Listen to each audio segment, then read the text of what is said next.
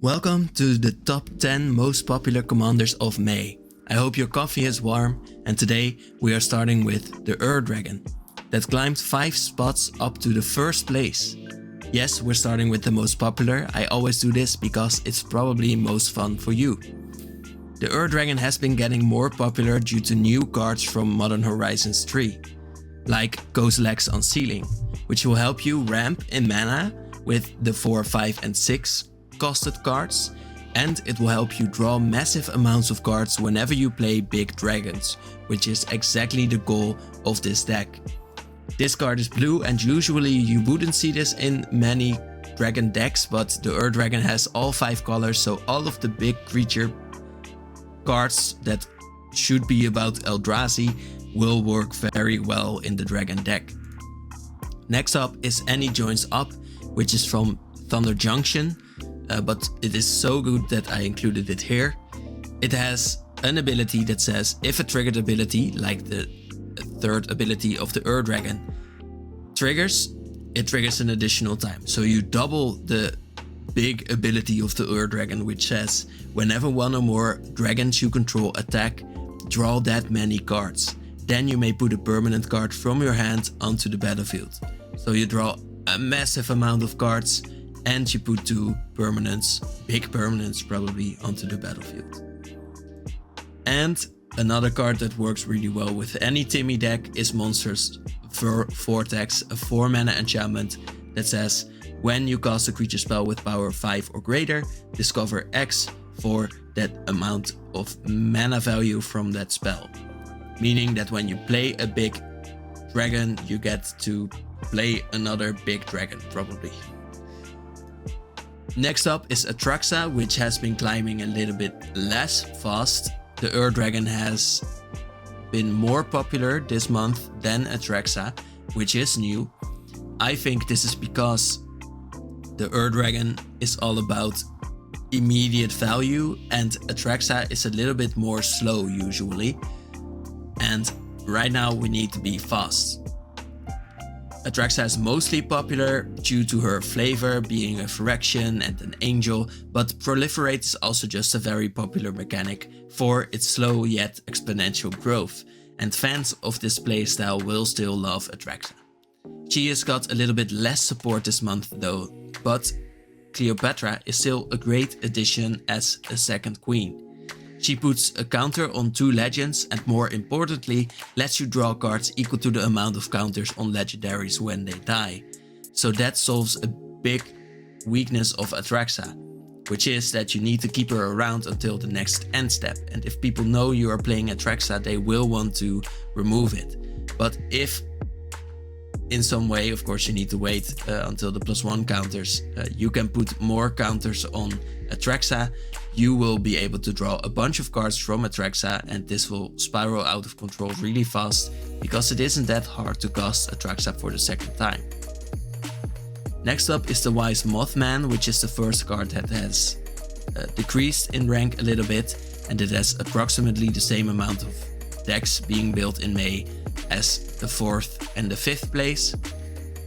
For one, Cleopatra would be a great addition in the Mothman deck as well, but being the versatile card that mills your opponents and strengthens many creatures on your side, the Mothman has still been built around 2200 times this month.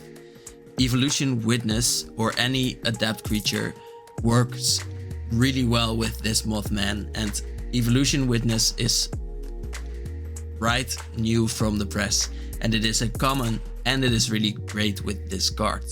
It says whenever 1 or more +1 counters, so you just need 1, are put on Evolution Witness, you return target permanent from your graveyard to your hand.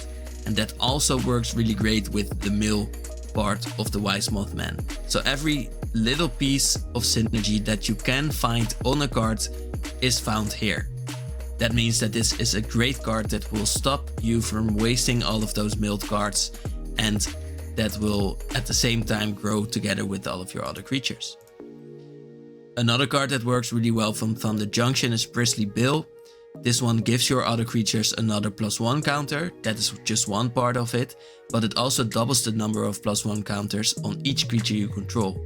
And as you will be spreading around all of your +1 counters, you will love the fact that this works with every creature on your side. Next up is a card that has stayed just as popular, Pantlaza, the Sun Favored. It's a card that works with playing big dinosaurs and enabling you to play another big permanent from your deck with it. It has gotten a new dinosaur, which is why I think this card is still as popular. Faultborn Tyrant from Thunder Junction is a 7 mana 6/6 that when it dies it gets to return as a copy of it once, and whenever it or another creature with 4 greater power ETBs, you gain 3 life, small part, but you also get to draw a card. And as you are playing a bunch of dinosaurs in this deck, you will draw very fast with this. And of course all of the new Modern Horizon cards that work with big creatures work here as well. Next up is Stella, which has been lowered 2 places. Many of the Thunder Junction cards have been lowering in popularity the last month. Stella hasn't really gotten much support, but it is still popular due to the combo with, for example, Cerulean Wings. Stella has a second ability that says copy target instant or sorcery spell you control when you tap Stella. And Cerulean Wisps, for example, says target creature becomes blue and you untap that creature, which is the most important part. So what you will do is you play Cerulean Wisps, you have it on the stack, you tap Stella, you copy a Cerulean Wisps, and you let the first one resolve to untap Stella, meaning that you get to use the tap ability again. This means that you get to draw your whole deck and you get to stop whenever you want, so that you can get your combo pieces together and win right on the spot. This is very strong for just 3 mana and a 1 mana instant. There are multiple cards that do this, untapping creatures, so you will be able to pretty easily find this combo as well. So it is a strong card still, but has been lowering a bit. Another card from Thunder Junction that has lowered 5 places is Obeka. She came from first, but right now she isn't really getting much support with new upkeep cards. And the upkeep cards that do support her have all become really expensive. Court of Ambition, for example, isn't that great of a card when you first look at it. When it enters the battlefield you become the Monarch, which is one thing, and at the beginning of your upkeep each opponent loses 3 life unless they discard a card, and those effects are basically doubled when you become the Monarch. But with Obeka, of course, this is a really strong ability when you get to do it twice whenever Obeka deals combat damage to a player, or even way more times when you get to strengthen her amount of power. These cards, for example, this one is $8 to $11 right now, make for a very expensive decks. They can easily range from $200 to $1,000 for just a simple deck that is pretty good with Obeka. And I think people are catching on to the fact that it is pretty expensive to actually build the deck, so they build it less. I think that's what it comes down to. Next up, new in the list at place 7 is Sauron the Dark Lord. This card is really fun for its flavor mostly, and even though the Lord of the Rings set's popularity has gotten a little bit lower, Sauron is still of course a really popular character. It is really fun to play as the Dark Lord, and this 6 mana Grixis commander has a bunch of abilities on it that all work together with each other. The first one is a ward ability. Of course you will want to protect your big creature. It says sacrifice a legendary artifact or legendary creature. And your opponents will probably not want to do that, because their commander is pretty important to them. Then, whenever an opponent casts a spell, you amass Orcs 1, so you at least get a 1/1, but you can grow that Orc army by 1 every time an opponent casts a spell, and this ability is really strong. Usually, people get to remove the card that gets to grow every time they play an ability, but this time Sauron just makes a new one. So, next up is an ability that says whenever an army, which you make with the second ability, whenever an army you control deals combat damage to a player, the ring tempts you, enabling you to make a creature semi-unblockable or deal extra damage or discard and draw. Then whenever the ring tempts you, you may discard, which is the discard part, your hand. But if you do, you draw 4 cards. So you get to refill your hand every time and refill your graveyard at the same time. If you can find cards into your deck that work with any part of this, so amassing orcs or having your opponents cast spells and maybe doing something with that, or dealing combat damage to a player, or the fact that the ring tempts you, or discarding your hand and drawing 4 cards, you will make Sauron better. So this makes for a very creative deck. Call of the Ring, for example, is a card that at your upkeep lets the ring tempt you, meaning that you also get to discard your hand and draw 4 new cards. And whenever you choose a creature as your ring bearer, you may pay 2 life to draw another card, if you haven't had enough yet. Next up is Yuriko, which has stayed in place with 1700 decks built for Yuriko. This is a ninjutsu commander that works really well with ninjas, because whenever a ninja you control deals combat damage to a player, you reveal the top card of your library, put it into your hand, basically drawing it, and each opponent loses life equal to that card's mana value. So big cards are really important here, and lands are really annoying. So if you can change your land for a land that is also a spell with a high mana value, that will be strong. Modern Horizons added a few of these types of cards, like Fel the Profane, which is a 4 mana instant that says destroy target creature or planeswalker, so not really that extensive, but it is also a land if you need it to be. And it is 4 mana, so dealing 4 damage is way better than dealing 0. Another card from Thunder Junction is Satoru the Infiltrator, a ninja himself. For just 2 mana you get a 2/3 that says whenever you basically ninjutsu a creature onto the battlefield, you get to draw a card. So you will be playing with the top of your library, of course. If you put a card that you, for example, a land that you don't want to get with Yuriko on top, and then a card you want to get with Yuriko, this is really helping you a lot. Also, I feel like the arts really look almost the same, with the sort of slashing in the background of the art going right through here and here. So that's fun, and they almost have the same colors as well on the art. And you just love to draw a bunch of cards in this deck, because Yuriko is really quick to lose you on tempo when you don't kill your opponents right away, and Satoru helps with that a bunch. Next up is Mirym, the Sentinel Wyrm, which doubles your dragons and also stops them from being legendary, so you get to keep both of them. Mirym has gotten into the top 10 as well. It also has flying and ward 2, so you get to protect your 6 mana dragon.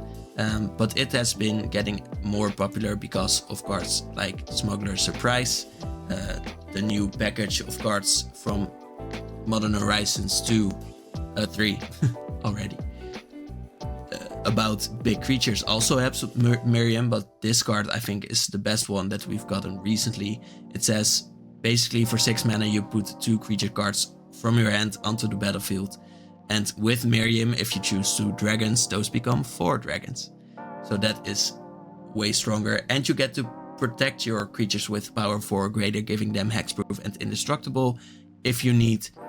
Also, you get to mill 4 cards and put 2 of those creature or land cards into your hand if you want. But the 6 mana ability to put 2 creature cards from your hand onto the battlefield is, I think, most important here. And Mirym has gotten a new dragon, which isn't too good in the Dragon deck, but is really good in Mirym. Herigas, the Erupting Nullkite, is a 9 mana 6/6 dragon with flying that you can make way cheaper by its emerge cost. For 1, it will be 8 mana, but also when you sacrifice a creature which is needed for this ability, you get to reduce the emerge cost by that creature's mana value. And when you have Heragast onto the battlefield, each creature spell you cast has emerge. Because you have a bunch of dragons that have really huge mana costs, you will get to cycle through your dragons really quickly with Heragast onto the battlefield. And as you are doubling those dragons, you will very easily keep one of those dragons and get your next dragon onto the battlefield, meaning that you basically get all of your dragons for free. Who doesn't like free cards? Next up is Kenrith, the Returned King, has returned in the top 10 as well, at 10th place for now, but who knows what will happen. It's a 5 mana 5/5 human noble with 5 abilities. That's fun actually. 5 mana 5/5 human noble with 5 abilities, up to 5 mana cost as well. 1 ability for each of the realms of Eldraine. Each of the colors as well, meaning that you have a 5 colored commander, which is one part of the popularity of this card. The first one gives all creatures trample and haste. Very useful, but I think the most popular use of Kenrith is the fact that you can storm off, draw all of your cards, put off all of your creatures from your graveyard onto the battlefield, and put +1 counters on any creature when you get to make those activated abilities cheaper. So the only thing aside from Kenrith that you will need is infinite mana, and in Commander we love to make that, and Kenrith is just such a fun way to win with infinite mana. One card that is really good from Eldraine, so not really working on Kenrith's recent popularity, but it is still really good, is Agatha of the Vile Cauldron. A 2 mana 1/1 that says activated abilities of creatures you control cost X less, where X is Agatha's power. It can't reduce the amount of mana that the ability will cost to less than 1 mana, but it won't anyway with Kenrith. But, for example, making the last ability to put a creature card from a graveyard onto the battlefield and make that ability just 1 mana is really strong. Also, the moment you play Agatha, the second ability to put a +1 counter on target creature will already cost just 1 mana, and you will very easily get Agatha to the 4 power you need for the 5th ability to be just 1 mana. The second ability of Agatha is basically already on Kenrith with the first ability, so you won't really need that part. And that was it for this top 10. Let me know what your favorite is, and I want to wish you a very nice day. Bye.